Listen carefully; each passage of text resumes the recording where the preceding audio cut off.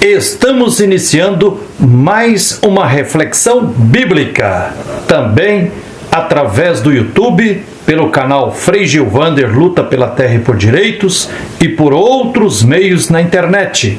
Hoje, para refletir com você sobre o livro do profeta Ezequiel, sacerdote e profeta. Antes, lhe convido a dar um like aqui neste nosso vídeo e a inscrever-se aqui no nosso canal no YouTube. Gratidão pela atenção e vamos ao assunto de hoje. Ezequiel, que tipo de profeta e que tipo de sacerdote? E nós, atendendo a orientação do movimento bíblico integrado por várias organizações bíblicas, em 2024, o livro de Ezequiel foi escolhido pela Conferência Nacional dos Bispos do Brasil, a CNBB, para ser o texto bíblico do mês da Bíblia, setembro.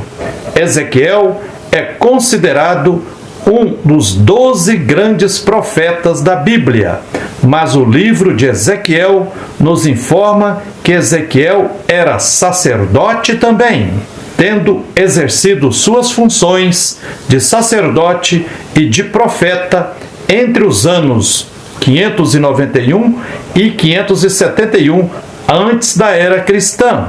É possível ser sacerdote e profeta ao mesmo tempo? Ezequiel foi mais sacerdote ou mais profeta?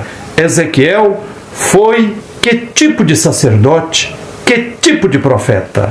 Ezequiel primeiro foi sacerdote em Jerusalém e, após ser exilado para a Babilônia, se tornou profeta? É isso? Com estas perguntas, com um olho, passemos em revista alguns textos do livro de Ezequiel e, com outro olho, estaremos atentos aos conflitos e desafios que as igrejas e pessoas cristãs estão colocando atualmente para os destinos do povo brasileiro. Estamos no meio de uma realidade com uma maioria de pastores e sacerdotes lamentavelmente traindo o projeto do Deus da vida, Javé, e afundando o povo em políticas de morte capitaneadas pela direita e extrema-direita política, que usa e abusa do nome de Deus e de textos bíblicos para tentar justificar moralismos, preconceitos, discriminações, perseguições, chegando a matar em nome de Deus de muitas formas. Estamos em contexto de idolatria brutal, com capa de religiosidade encabrestada por quem promove um projeto de poder político e de poder econômico que passa por pequenas igrejas, grandes negócios e deságua na eleição de pastores que, no Congresso Nacional, se unem às bancadas do boi e da bala, bancadas com atuação antiprojeto do reino de Jesus. Neste contexto de casamento do sacerdócio profissional com a classe dominante, tornou-se necessário resgatar a profecia mais radical que anima e inspira os povos injustiçados a se irmanarem, levantar a cabeça e, com utopia nos olhos, pés firmes no chão da história, marchar em lutas libertárias por terra, teto e trabalho, conforme apregoa o Papa Francisco, ou lutas para construirmos uma sociedade do bem viver e do bem conviver, uma sociedade socialista para além do capitalismo. A missão primordial do profeta e da profetisa é ecoar a voz do Deus libertador na sociedade, o que implica criticar, denunciar e execrar todas as instituições que reproduzem a injustiça social, econômica e política, pois pela sua organização e lógica tendem a defender o status quo opressor e explorador construído historicamente, o que geralmente abafa e cerceia a ação do espírito profético que incomoda os injustos e não coaduna com nenhuma injustiça. Não podemos esquecer que no dólar do imperialismo estadunidense está escrito: nós acreditamos em Deus. Na guerra da Ucrânia, os dois lados invocam a Deus para tentar justificar a guerra, enquanto o Papa Francisco clama por paz, sem guerra e com justiça. Nas vestes dos soldados nazistas estava escrito: Deus está conosco. A história da humanidade demonstra que ter a aparência de pessoa religiosa pavimenta a estrada para projetos de poder dominação. Para Jesus e para o Deus da vida, o centro da nossa atenção deve estar na vida ameaçada, conforme nos ensina a teologia de Lucas na parábola do bom samaritano, que foi reconhecido por Jesus como exemplo paradigmático a ser seguido. Está lá em Lucas capítulo 10. Ciente de que a palavra de Javé, Deus solidário e libertador, consola os aflitos e aflige os consolados, e de que ninguém pode tocar o corpo dos escritos proféticos sem sentir a batida do coração divino, vamos ler o livro de Ezequiel, especialmente os capítulos 12, 13 e 14, buscando evidenciar até que ponto Ezequiel foi de fato profeta e não amordaçou a profecia. Leremos os textos na perspectiva dos injustiçados, dos mais empobrecidos, das minorias abraâmicas, segundo Dom Helder Câmara, a partir dos periféricos e não a partir de quem está no poder, seja ele econômico, político ou religioso. Quais pressupostos para a leitura do livro de Ezequiel devemos considerar? No livro de Ezequiel, a denúncia de muitos pecados. O livro de Ezequiel é o livro dos sábios e entendidos, da elite religiosa que foi deportada, mas não escravizada na Babilônia. Por isso, Ezequiel precisa ser lido nas linhas e principalmente nas entrelinhas. Tudo que está na Bíblia é palavra de Deus, mas nem tudo é vontade de Deus. Jesus é, por excelência, a palavra de Deus. A Bíblia é histórica e, portanto, tem nela as contradições dos grupos de poder da sociedade. Na Bíblia, temos que encontrar a voz e a posição dos pequenos, dos injustiçados e fiéis à aliança com Javé. O livro de Ezequiel está recheado de oráculos proféticos que normalmente são introduzidos com uma fórmula característica que se repete muito. Assim disse Javé, ou oráculo de Javé, ou palavra de Javé. A expressão Neim Yavé, em hebraico, geralmente traduzida por oráculo de Javé ou palavra de Javé, significa sussurro, cochicho de Deus no ouvido do profeta ou da profetisa. Para entender um cochicho, um sussurro, é preciso fazer silêncio, prestar muita atenção, estar em sintonia, ter proximidade, ser amigo, discernir. Logo, Deus não falava claramente aos profetas e às profetisas da Bíblia como nós muitas vezes pensamos. Deus fala hoje para e em nós de forma semelhante, nem mais e nem menos, que falava aos profetas e às profetisas dos tempos bíblicos. Deus cochicha, sussurra em nossos ouvidos, sempre a partir da realidade e dos clamores dos povos injustiçados, enfraquecidos, oprimidos, na trama complexa das relações humanas e sociais, na engrenagem das estruturas sociais, políticas, econômicas e religiosas. Quem compreende de forma sensata as causas das injustiças e violências se credencia a ser profeta, profetisa, que denuncia as opressões e aponta caminhos libertadores. Entretanto, como nem tudo que reluz é ouro, assim também faz bem desconfiar de quem usa à torto e à direito a linguagem religiosa. Faz questão de se afirmar como pessoa religiosa, pois pode estar vendendo gato por lebre e sendo lobo em pele de cordeiro.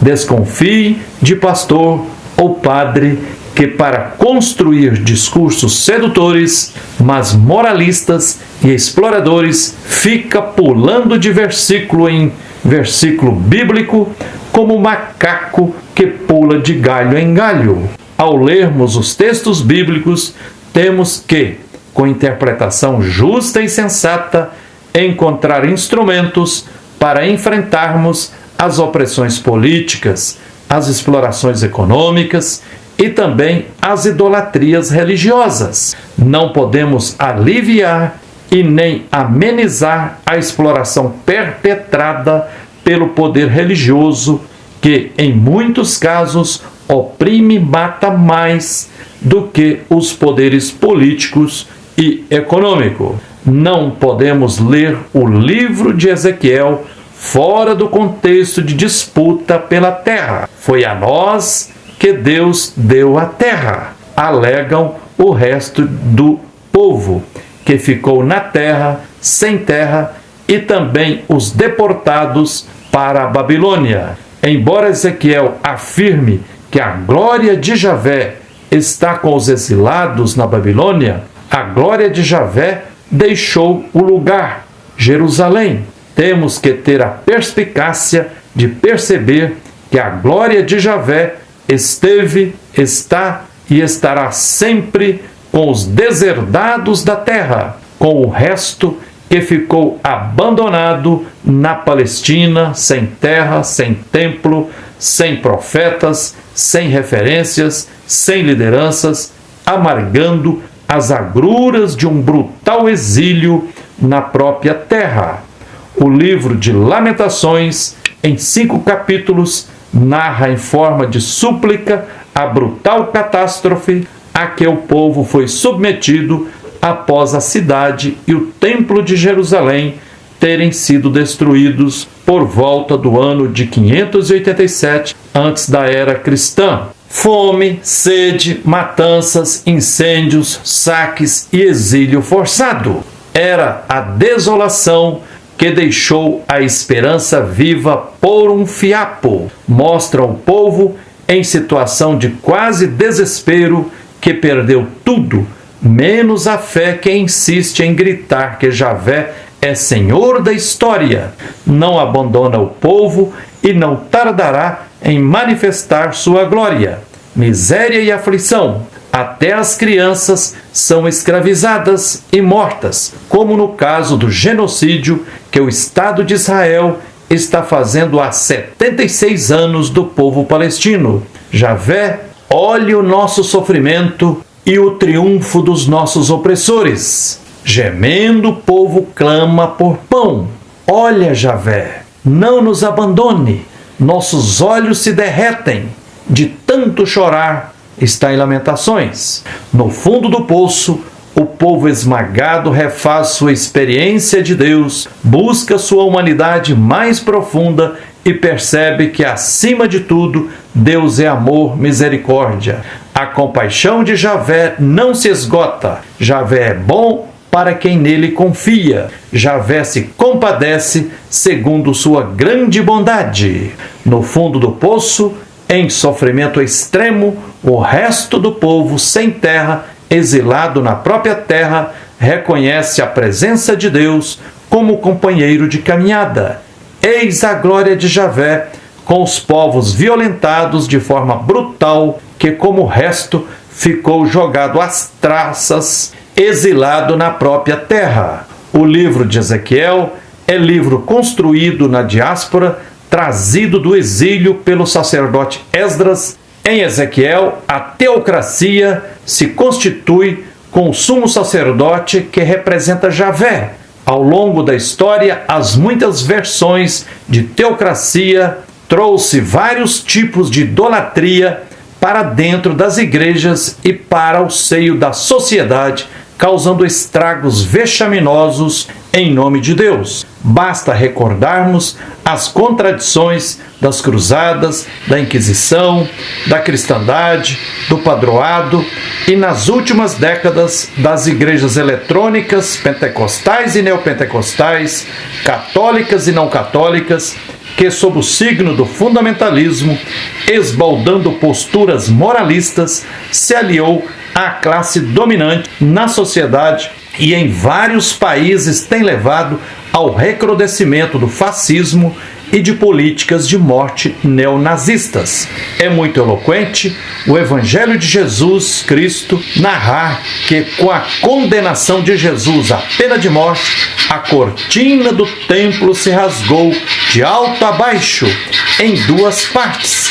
Ou seja, não dá mais para tolerar o uso abusivo do nome de Deus e de textos sagrados para se tentar justificar projetos políticos de poder. Na base do conflito está que entre os poderosos da terra, os proprietários, até o exílio, mas mesmo exilados, não reconhecem de jeito nenhum que os sem terra que ficaram na terra tenham direito à terra. A classe dominante, exilada, insiste que até a glória de Deus os acompanhou para a Babilônia. Se entendem como filhos de Israel. A glória de Deus estava por cima, sobre eles. A glória de Javé saiu do meio da cidade e pousou em cima do monte que ficava para o oriente. Não reconhecem que a glória de Deus está com o resto de Israel, os sem terra. Deus não ficou com Jeremias, com os pobres da terra, com os que reescreveram a história deuteronomista, os povos massacrados que estão na base dos livros das Lamentações. No livro de Ezequiel não há nenhuma denúncia direta aos sacerdotes por causa dos cultos a Javé e da falta de justiça, como é muito presente em Amós, Jeremias, Isaías e Miqueias. Em Ezequiel, capítulos 44 e 45, está que a missão principal dos sacerdotes é ensinar o povo a distinguir entre o que é puro e o impuro, entre o sagrado e o profano, mas não se questiona a atuação em si dos sacerdotes. Em Ezequiel, nas denúncias contra as nações, não há nenhum ai contra a Babilônia. Poucos da elite deportada vão querer voltar para Jerusalém. Este grupo não é o que cantava que se quebrem os dentes dos filhos da Babilônia, do Salmo 58. Ou, ao lado dos rios da Babilônia nos sentávamos e chorávamos, Salmo 137. Este povo não foi apenas deportado, mas brutalmente escravizado sob as agruras do Império Babilônico. Para o livro de Ezequiel, o verdadeiro Israel são os exilados deportados. Os que ficaram na terra são chamados de povos da terra. Não se reconhece que a glória de Deus esteja com eles. Profetas versus sacerdotes. Eis um grande embate. Importante ressaltar que há várias formas de compreender o que é sacerdote e profeta. Sacerdote, no sentido mais profundo e etimológico do termo, significa aquele que revela o sagrado existente nas relações humanas, naturais e sociais. Mas também sacerdote pode significar o funcionário de uma instituição religiosa responsável pela realização do culto, com poder sobre a comunidade e que geralmente é encarado como representante de Deus nas questões sagradas. Nesse sentido, em muitas passagens bíblicas, os profetas e profetisas denunciam sacerdotes como cúmplices de processos de opressão e de exploração. Por exemplo, em Juízes, capítulos 19 a 21, são os sacerdotes que tocam a trombeta conclamando para a guerra fratricida entre as comunidades que deveriam viver em fraternidade. Em Amós, capítulo 7, versículos de 10 a 17, o profeta Amós é expulso do templo de Betel pelo sacerdote Amazias, que, acumpliciado ao rei Jeroboão, opressor, fica incomodado com a profecia de Amós, que anuncia que Israel será exilado e Jeroboão será morto. Em Amós, capítulo 7, versículo 14, Amós se recusa a ser considerado profeta segundo a ótica de um sacerdote vassalo do poder político. Amós denuncia e ridiculariza o sacerdote manietado pelo rei opressor. Amós, capítulo 7, de 10 a 17, quer legitimar o conteúdo da profecia de Amós e ajudar as comunidades a superarem todos os preconceitos que possam existir contra o profeta por causa da sua origem humilde. O relato de Amós 7, de 10 a 17, quer nos dizer que a profecia vem da margem, da periferia, do meio dos marginalizados e excluídos. São estes, por excelência, os intérpretes de Javé, profetas e profetisas.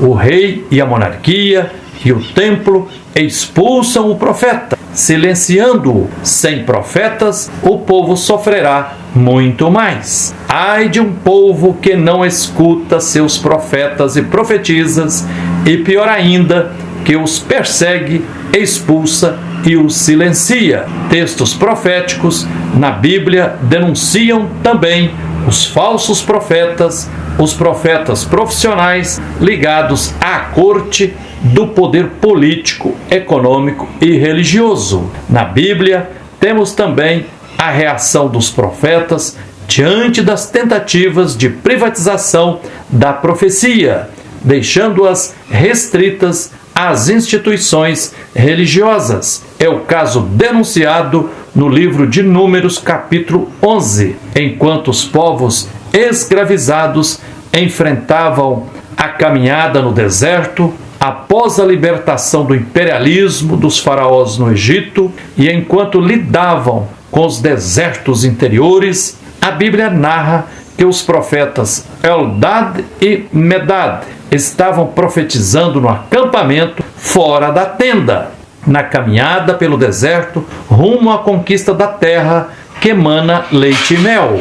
Apareceu gente querendo proibir a profecia de Eldad e Medad, porque eles eram de fora da tenda. As pessoas que ficaram iradas com a profecia de Eldad e Medad, fora da instituição, Moisés bradou: Oxalá todo o povo fosse profeta e recebesse o Espírito de Javé, Deus solidário e libertador. Segundo a tradição deuteronômica, na Bíblia, quando o poder do rei de Judá do sul se tornou tirânico sobre as tribos do norte, Deus inspirou profetas que incomodaram os que defendem a unidade. A divisão, ou seja, a separação, o cisma, foi defendida como algo inspirado por Deus Javé. Quando o rei Roboão de Judá quis lutar para resgatar a unidade e trazer de volta ao seu reino as tribos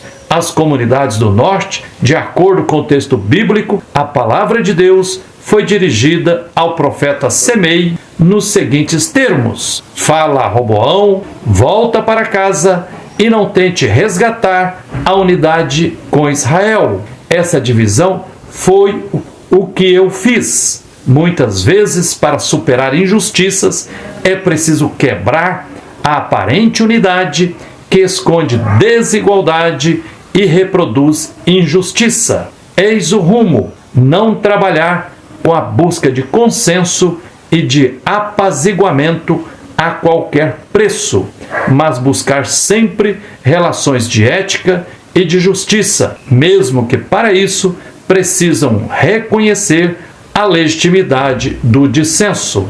Na Bíblia, muitas vezes os profetas se opuseram e denunciaram com veemência os sacerdotes do templo que se colocavam como se fossem proprietários de Deus, representantes de Deus na terra, o que na prática busca privatizar Deus, domesticando-o. Ao denunciar a religião ritual e formalista como sendo mera busca de autoajuda e de segurança humana individual, os profetas tiveram que se posicionar contra muitos aspectos da cultura popular e do senso comum, contaminado pela ideologia dominante que gosta da religião, e contra o senso da unidade formada a partir do poder sacerdotal. Certa vez, um arcebispo questionou o pessoal do Centro Ecumênico de Estudos Bíblicos, o CEBI, por não estarem atuando em unidade com a igreja da arquidiocese. Disse ele: vocês estão fazendo círculos bíblicos e escolas bíblicas por aí sem minha autorização. Neste tipo de afirmação está a concepção de unidade como se fosse uniformidade, onde um hierarca está em cima e manda em quem está embaixo. Isto é lógica totalmente antiprofética. A unidade, como relação de comunhão, se constrói e se cultiva a partir e na base de relações humanas e sociais de justiça e ética, o que passa necessariamente por criticar e denunciar o que é injusto. Na Bíblia, há passagens que mostram vários profetas sendo ameaçados de morte por sacerdotes, como é o caso dos profetas Amós e Jeremias. Os profetas e profetisas proclamaram que a aliança que Deus fez com o povo hebreu no Monte Sinai tinha como base que todo o povo se tornasse sacerdotal, isto é, mediador do amor divino em relação à humanidade e ao universo. Vós sereis para mim um reino de sacerdotes, uma nação toda santa. Etimologicamente, sacerdote é quem tem a missão de revelar e explicitar a presença da luz e da força divina no mundo, ou seja, mostrar a sacralidade da vida e das relações humanas e ecológicas que devem se pautar por ética e justiça. Neste sentido etimológico, sacerdote e profeta, profetisa, têm missão semelhantes. Entretanto, quando historicamente o sacerdote se torna um funcionário da instituição religiosa e organiza e estrutura as relações humanas com ele, o sacerdote, se colocando no topo de uma pirâmide e lhe autoatribui o poder de definir e determinar o que é pecado ou não, como se comportar, quais são os deveres do povo que está na base da pirâmide. Isto significa privatizar o sacerdócio, concedendo poder, dominação, o que o torna antiprofético. Ao comentar a cena da apresentação do menino Jesus ao templo, narrada em Lucas, capítulo 2, versículos 22 a 40, o teólogo e biblista Marcelo Barros analisa: o primeiro anúncio é dirigido a um sacerdote no templo, de forma solene e junto ao lugar mais santo, o altar. conforme esse evangelho. Mesmo da religião ritual ainda pode nascer a profecia. Zacarias é símbolo do que ainda há de bom na religião. O evangelho diz isso ao salientar: Zacarias e sua esposa Isabel eram justos diante de Deus, mas eram velhos e não tinham filhos. Ela era estéril. Talvez, ao dizer isso deles, o evangelho queira aludir que a religião sacerdotal é assim, é boa se coloca ao lado da justiça. Eles eram justos e mesmo assim é velha e estéril se não se abrir à profecia. No entanto, qual sacerdote de religião ritual adere realmente ao anúncio do nascimento de um profeta? Desde os tempos antigos do Primeiro Testamento, sacerdote nunca gostou de profeta. No tempo de Amós, o sacerdote Amazias tramou com o rei a morte do profeta Amós. Agora vem um mensageiro de Deus e, ao lado do altar do templo, anuncia ao sacerdote que ele vai gerar um profeta. Será que o sacerdote pode mesmo gerar profeta? Zacarias não acredita e fica mudo. Em Jeremias 39, de 1 a 18, está a narrativa segundo a qual a capital de Jerusalém foi cercada em 587 a.C. e caiu nas mãos do exército babilônico em 586 antes da era cristã. A palavra de Jeremias se cumpriu. A cidade foi incendiada, as fortalezas destruídas e a elite da população foi exilada. A profecia de Jeremias faz questão de dizer que os mais pobres do povo, os que não possuíam nada, Nabuzaradã os deixou na terra de Judá e deu-lhes vinhas e terra para cultivar. De forma semelhante, também narrado no apêndice ao livro de Jeremias, só deixou ficar uma parte dos pobres da terra como trabalhadores das vinhas e pequenos lavradores. Entretanto, a teologia deuteronomista e o cronista oficial dizem que não ficou ninguém na terra. Na realidade, ficou um resto na terra prometida. E a profecia de Ezequiel, de 1 a 37, foi escrito provavelmente na época do exílio da Babilônia, de 587 a 538 antes da era cristã. Portanto, Ezequiel, os capítulos 12, 13 e 14, são profecias do exílio. Ezequiel, como sacerdote, pertencia provavelmente à elite que foi deportada para a Babilônia. Rei, funcionários da corte monárquica não foram levados como escravos, mas como prisioneiros de guerra para trabalhar para o Império Babilônico. Com frequência, no exílio, Ezequiel era consultado. Ezequiel não pertence ao resto de Israel, os sem terra, que ficaram na terra da Palestina. Ezequiel busca refazer a aliança do povo com Javé, infundindo um espírito de vida e um novo coração, coração de carne, não mais de pedra. Coração novo não vem do templo e nem do culto e de nenhuma instituição, mas vem do resto, os sem terra e os que de forma radical questionam inclusive as propostas moderadas que são mais do mesmo.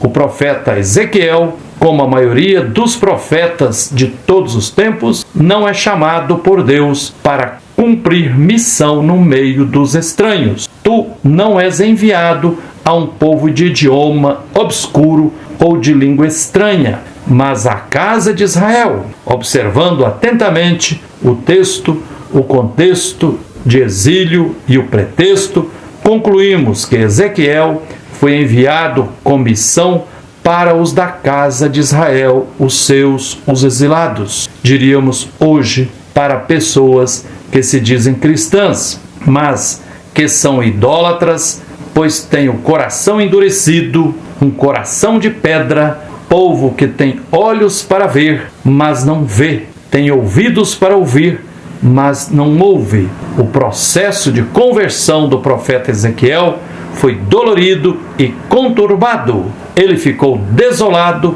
por 7 dias no meio dos exilados, antes de compreender sua missão. Ezequiel fez a experiência de vida, experiência de Deus, que na vida não pode haver espaço para a neutralidade e muito menos para a omissão, pois em uma sociedade estruturalmente desigual e forjada para reproduzir a injustiça, quem se omite ou fica neutro diante das injustiças, cúmplice se torna das injustiças. Por isso, se tu não advertires o injusto de que ele está sendo injusto e por isso morrerá, eu pedirei contas de tua mão. Mas se tu advertires o injusto sobre a violência que ele está praticando, você se salvará e ele será o responsável pela sua morte. A devastação não é castigo de Deus, mas consequência das ações opressoras e exploradoras. Em olhar panorâmico, Ezequiel 12, o profeta Ezequiel faz a experiência humana de que Deus está lhe dirigindo a palavra, chamando-o de filho do homem ou criatura humana. De forma enfática, lhe dá a missão de profetizar primeiro por ação, atitude, jogar nas costas um saco com o que for possível levar e partir, à vista do povo. Isto é enfatizado, se repetindo várias vezes. Para o exílio, por um buraco do muro da cidade sitiada. Será sinal de que o rei e seus funcionários também serão exilados. Deus lhe pede para cobrir o rosto, para não ver a terra que será perdida. De fato, para o camponês que ama a terra e a tem como mãe, como herança de Deus, deixar a terra dói muito, e cobrir o rosto pode ser um jeito de esconder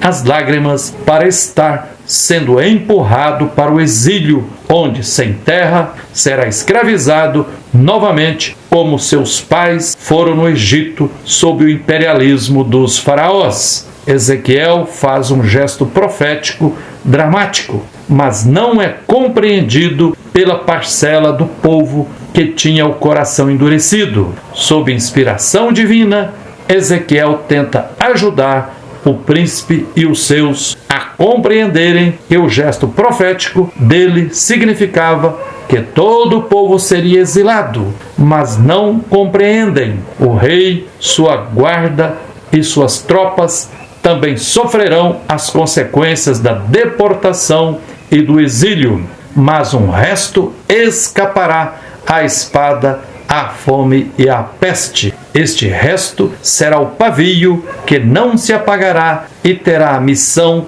de contar a todos os povos todas as abominações, injustiças e violências que aconteceram sobre o povo. Olhando mais de perto, para além das linhas, nas entrelinhas e no contexto, percebemos que Ezequiel capítulo 12 aponta a profecia tendo missão árdua de atuar sempre na contramão da maioria e questionando quem está no poder.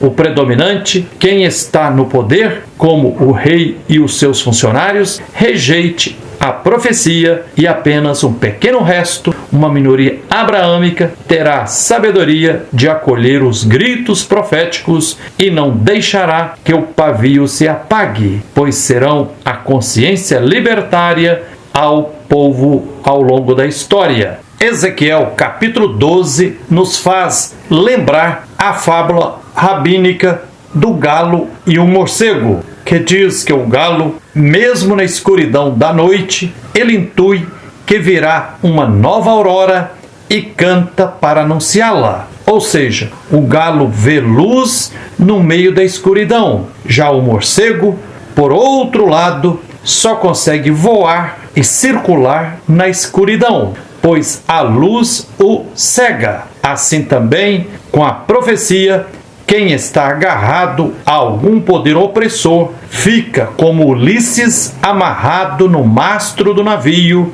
e não consegue se libertar. O processo de libertação da terra dos que foram jogados no cativeiro será sofrido, pois comerão pão com angústia e beberão água com pavor.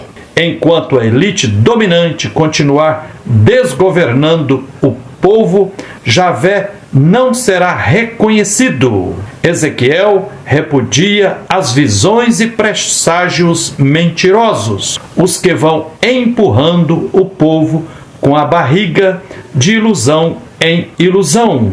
Ezequiel capítulo 12 enfatiza que a incompreensão de Deus está levando o povo ao exílio, à deportação.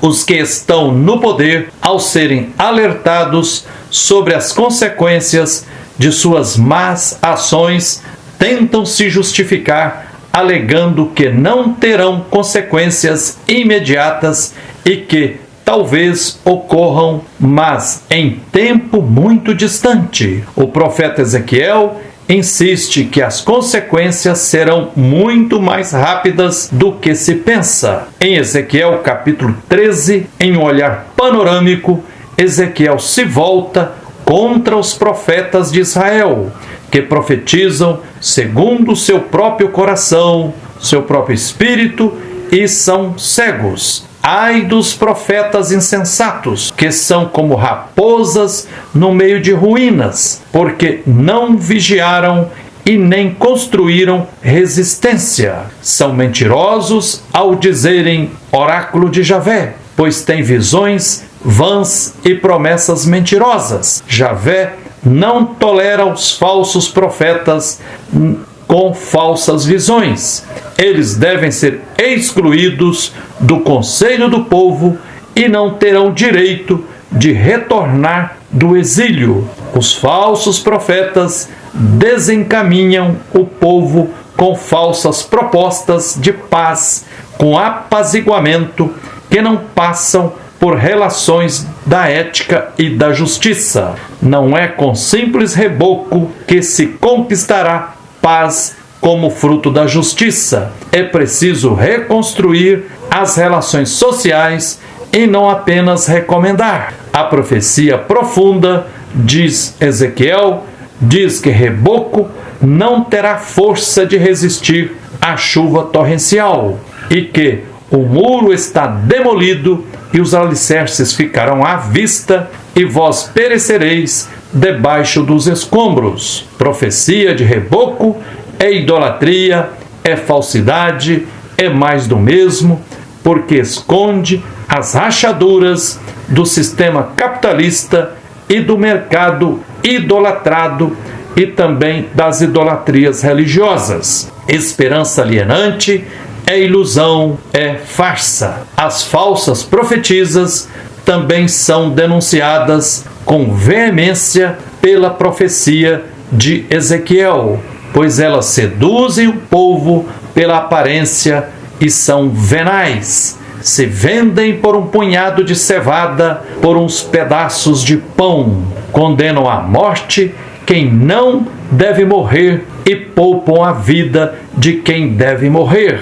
Ezequiel tolera mais o povo que ouve as mentiras do que as falsas profetisas, pois estas têm mais poder de violentar o povo do que o povo quase sem poder. De forma enfática, diz a profecia de Ezequiel sobre as falsas profetisas: libertarei o meu povo das vossas mãos e sabereis que eu sou Javé. Olhando mais de perto, aqueles e aquelas que são lideranças religiosas estão oprimindo e explorando o povo tanto quanto ou mais que o rei e seus comparsas. Contexto de teocracia. Ezequiel capítulo 13 é um dos muitos textos bíblicos que mostra o perigo de lideranças religiosas que se apresentam como mensageiras de Deus, mas na prática tosquiam o povo. Em uma visão panorâmica, Ezequiel capítulo 14 denuncia com veemência a a idolatria praticada por alguns anciãos de Israel, o que deixa Deus irado. Quem está enleado em idolatria não tem moral para se dirigir a Deus. Convertam-se de sua idolatria.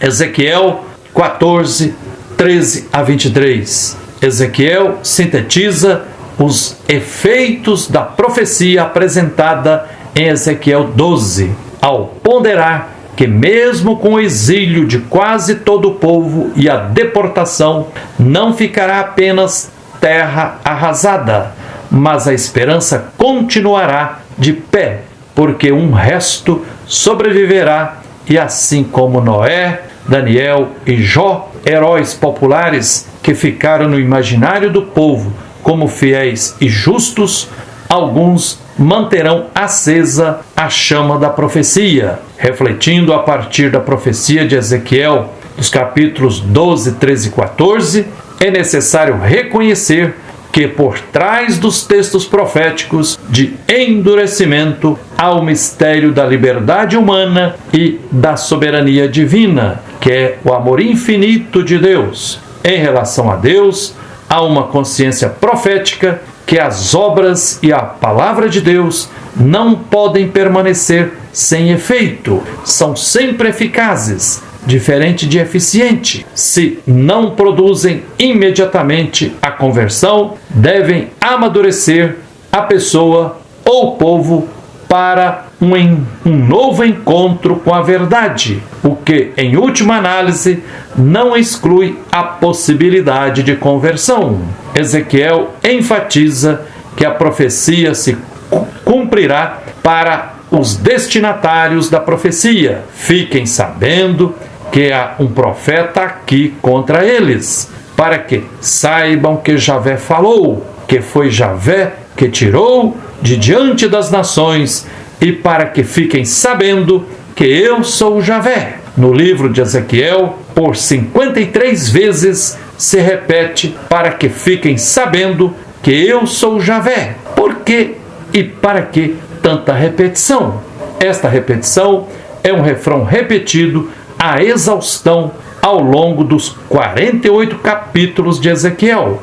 Indica várias coisas. Primeiro, que a profecia de Ezequiel acontece no meio de uma brutal idolatria, sendo apego a outros deuses ou, pior, manipulação do Deus Javé. Neste contexto de idolatria a todo vapor, torna necessário afirmar e reafirmar a identidade do Deus da aliança, que não é qualquer Deus, mas Javé, Deus solidário e libertador, o que ouviu o grito dos povos escravizados, desceu para libertá-los e se tornou companheiro de caminhada na luta pela terra, por pão e liberdade. Segundo, indica que Javé jamais abandona seus povos, marca presença constante e permanente no meio do povo, mesmo sendo muitas vezes ignorado e rejeitado.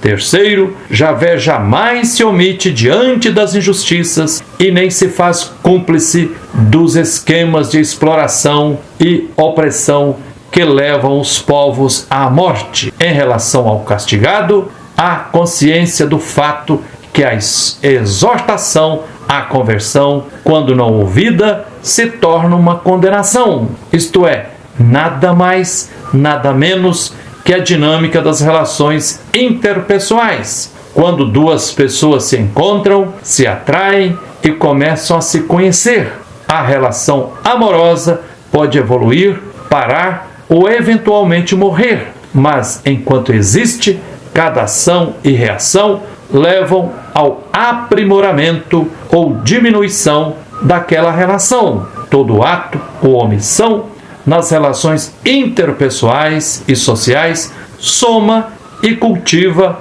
a relação ou a empobrece, descultivando-a. Nenhum ato fica neutro. Ação e reação não é apenas a terceira lei da física de Isaac Newton, que rege a relação entre corpos, mas permeia e perpassa as relações humanas, sociais e ecológicas. O apóstolo Paulo não se esqueceu da lei, princípio da ação e reação. Diz Paulo: tudo que a pessoa semear, isso também ceifará. De modo semelhante, na relação do ser humano com Deus, cada ação que não melhora a relação, a piora, mas jamais a deixa igual. Se não se aceita um convite à conversão como uma oferta de amizade, o recusa. E esta recusa tornará mais difícil que aconteça um novo convite. Gato escaldado com água quente tem medo até de água fria, diz a sabedoria popular. Além disso, aceitar uma nova oferta de amizade implicaria em reconhecer o erro precedente, o que pode exigir um grau maior de humildade. Em relação aos profetas e profetisas, este processo se explica na medida em que os intérpretes de Javé sabem do paradoxo da missão deles.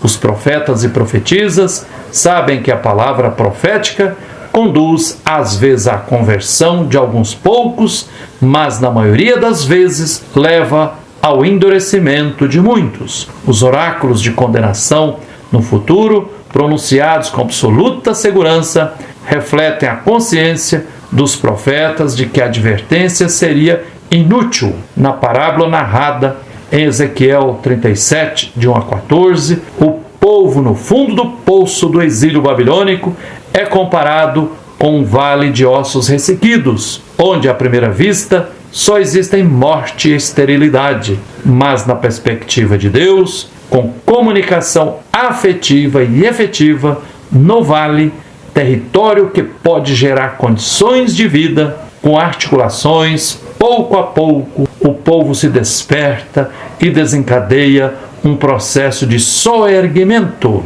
O profeta se movendo no meio das pessoas do povo, como ossos ressequidos, convivendo, ouvindo seus clamores, identificando suas forças e sabedoria, pouco a pouco se torna instrumento de um espírito de vida que vai surgindo no meio das relações humanas que vão se travando. Ao acordar no povo a utopia da libertação e da presença do Deus da vida junto ao povo, como ossos ressequidos, começa a se aproximar, a se unir, a se organizar, e empreende um processo pedagógico de libertação do fundo do poço. O profeta sopra sobre o povo exilado da mesma forma que Deus soprou o barro com o qual criou Adão e Eva. Ou seja, com a experiência do exílio, o povo reescravizado está sendo recriado e refazendo a história de libertação.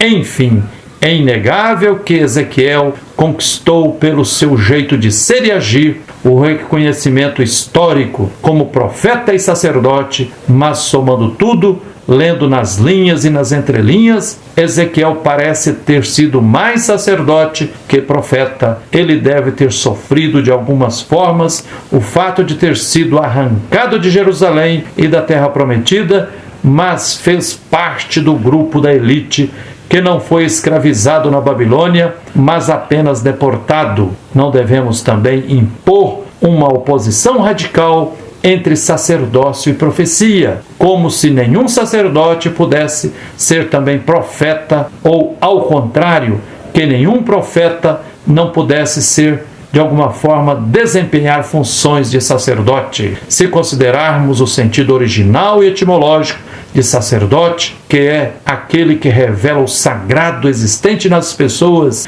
e em toda a criação, o profeta tem também esta dimensão na sua missão. A oposição principal acontece nas formas históricas do sacerdócio e da profecia, quando o sacerdote se alia aos opressores e exploradores, e quando o profeta também se torna falso profeta por ter se associado à elite dominante da política, da religião e da economia. O poder religioso está assentado sobre os 4 pilares: o templo, o sacerdote, as leis eclesiásticas e o culto. Leonardo Boff não foi silenciado pelo cardeal Ratzinger e pelo Papa João Paulo II por ter escrito sobre o Jesus libertador.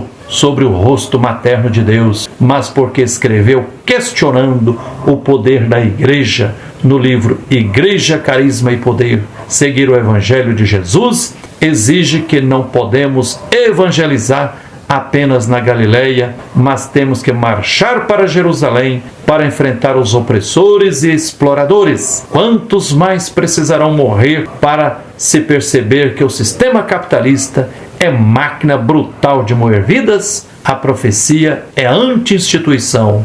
Jerusalém, Jerusalém, que mata os profetas e apedreja os que foram enviados a você. É isso aí. Gratidão pela atenção. Que a luz e a força divina continue nos guiando na luta por direitos e por tudo que é justo. Um abraço terno de Frei Gilvander Moreira. Eu sinto a presença de Deus, é na luta, na luta, na luta. Eu sinto a presença de Deus, é na luta, na luta, na luta. Quando o povo sai pelas ruas, protestando ou reivindicando, vai chamando a atenção do indivíduo que não dá ouvido ao que está se passando. Eu sinto a presença de Deus, é na luta, na luta, na luta. Eu sinto a presença de Deus, é na luta, na luta, na luta. Eu sinto a presença de Deus.